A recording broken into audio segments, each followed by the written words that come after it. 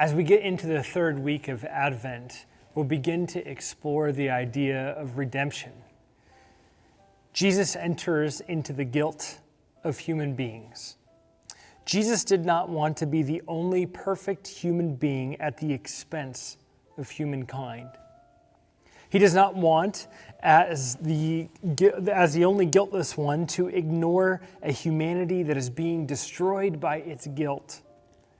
He does not want some kind of human ideal to triumph over the ruins of a wrecked humanity. Love for real people leads into the fellowship of human guilt.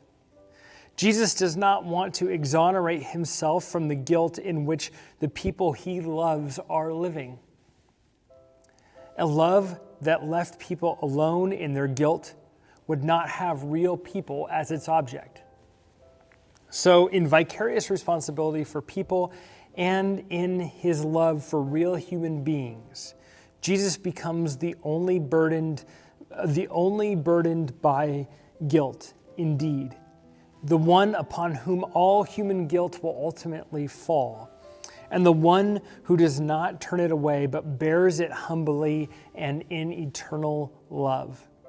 As the one who acts responsibly in the historical existence of humankind, as the human being who has entered reality, Jesus becomes guilty.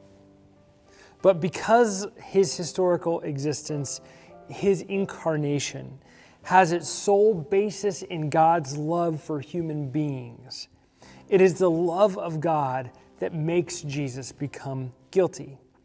Out of selfless love for human beings, Jesus leaves his state as the one without sin and enters into the guilt of human beings.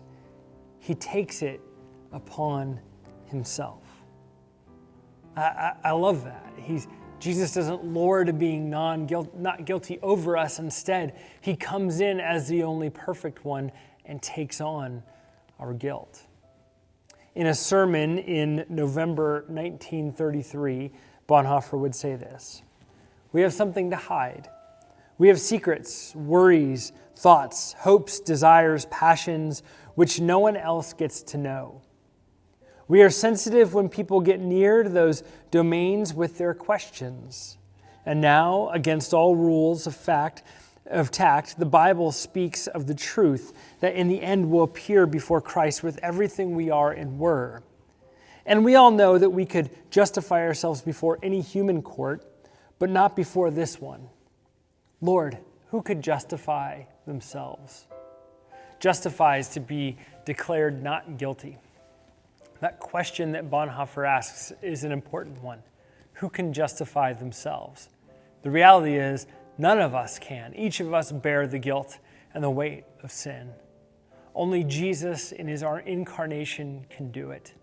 What I love about this short devotional is it reminds us that God wants to take our sin. He wants to take our guilt. In fact, it's the reason he sent his son, and he's happy to do it.